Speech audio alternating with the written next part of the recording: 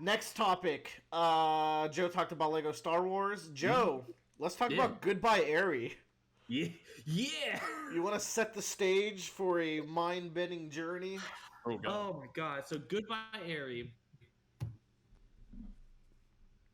Good, Goodbye Airy is about a boy who videotapes the last few months of his mother's life and makes it into a movie, but then kind of like turns the ending into like a big the hospital explodes, and then he meets a girl who's like, let's make another movie because I really like that movie.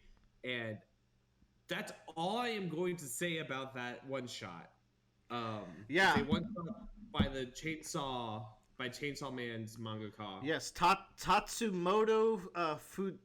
Shit. Fuck. I need to know his name. It's Fujimoto. It's Fujimoto is his last name. You need to know it because he's the hottest kid in town. Making exclusively anyway, Kino. I read this. This one shot is fucking like one of the best things I've read this It's year. brilliant. It's about 180 pages. So about like a volume's worth of manga, if I'm remembering right. It's an actual like short novel kind of thing, I would say. It's like he shows that video that video that we're talking about where he films his mom's final days is kind of like the first 26 pages of the story, and then it takes off from there. Mm-hmm. And then when you think it's over, it's not, and it keeps going. It goes and it goes and goes, and it's just like it gets really heartbreaking, and then you hit the explosion, and you realize he's showing it to his like classes, like show and tell at like a festival, like a talent show, and it's received very poorly, and very people are judging him for taking the death of his own mother and adding in like a goofy explosion and taking the piss out of it, and it's like, well, this is how I'm coping with it. I can't believe I'm getting bullied over this. And then he's gonna commit suicide, and Eri shows up and kind of saves his life, and then they have a budding romance that leads to him filming a new movie, and that new movie is shown later in the one shot, and then there's a bit of story after that kind of jumps in the future a little bit and gets even wilder. There's the moment at the end where the main character and Eri are like looking at each other, and she's talking to him, and she mentioned. I thought the ending of that thing was brilliant. Like, I want to ask a question, but I also don't want to spoil it.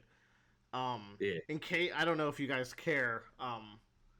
But spoiler free, at least, we'll say do pause right now and go read this, because it's a short read that's completely worth your time and is absolutely brilliant. But was she telling the truth about what she was saying there at the end? What was even happening, Joe? What is your take? So I'm gonna Bradley, if you don't want, I would recommend you read this, Bradley. Unspoiled. Yeah, as soon as you guys described the concept, and said it was a one shot, I'm like, yeah, fuck it. You should deafen yourself while I talk to Will about this. Run! Yeah, He's gone.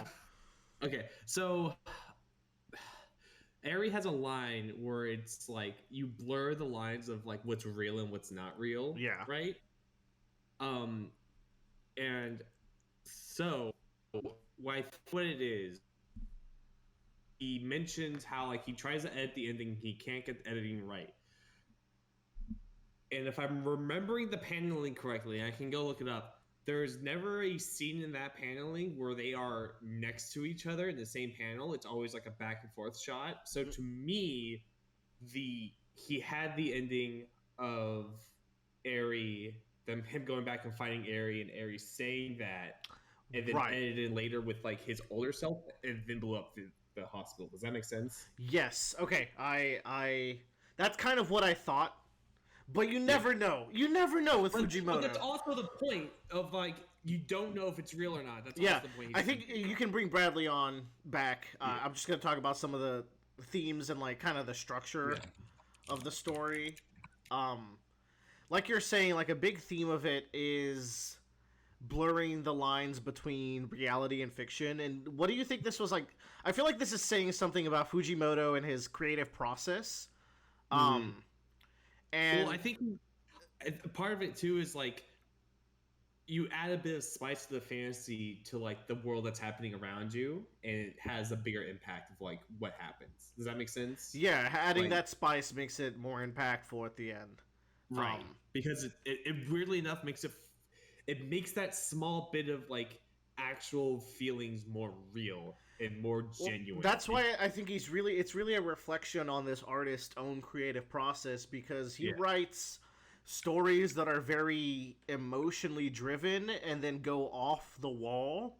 And it can seem childish and almost taking away from the point, but I think he's defending his own creative process where it's saying, no, I'm doing this to heighten the emotions, and you can argue that he's succeeding greatly, because this is someone in Shonen Jump that's making really mature stories, and they're selling, and they're doing well, and everyone's fanboying and fangirling over in Chainsaw Man, and if you haven't heard of Chainsaw Man yet, get ready, because in the next 2 years, you're going to get sick of hearing it, because it's going to blow up so bad. Yeah. The amount of manga since they're going to show up is going to drive me insane. So like this guy is making waves, and what he's doing, especially in the bounds of like how hard it is to make manga in Shonen Jump of all places, is like absolutely incredible. The fact that they published this one shot is already pretty wild to me.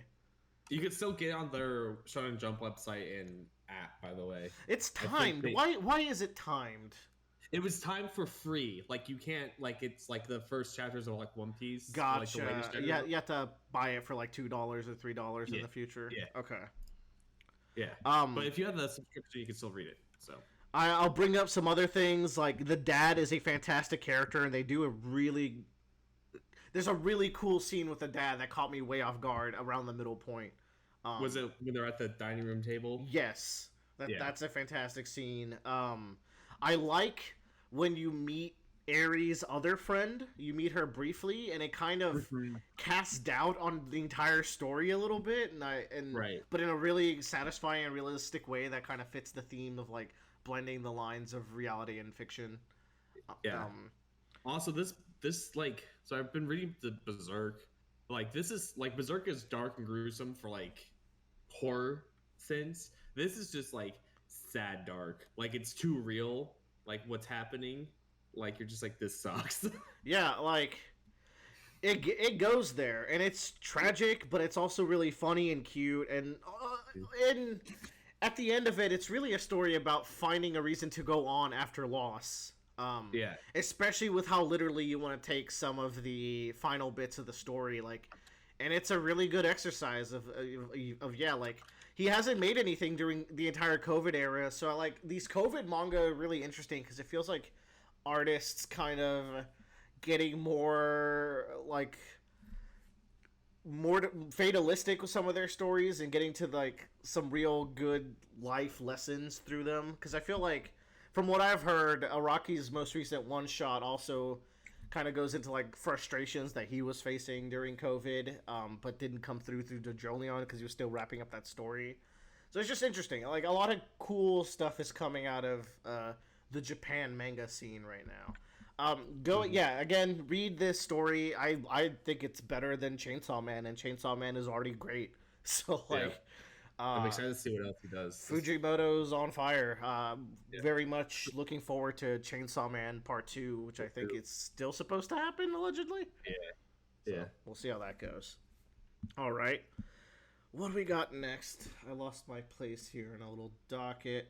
We got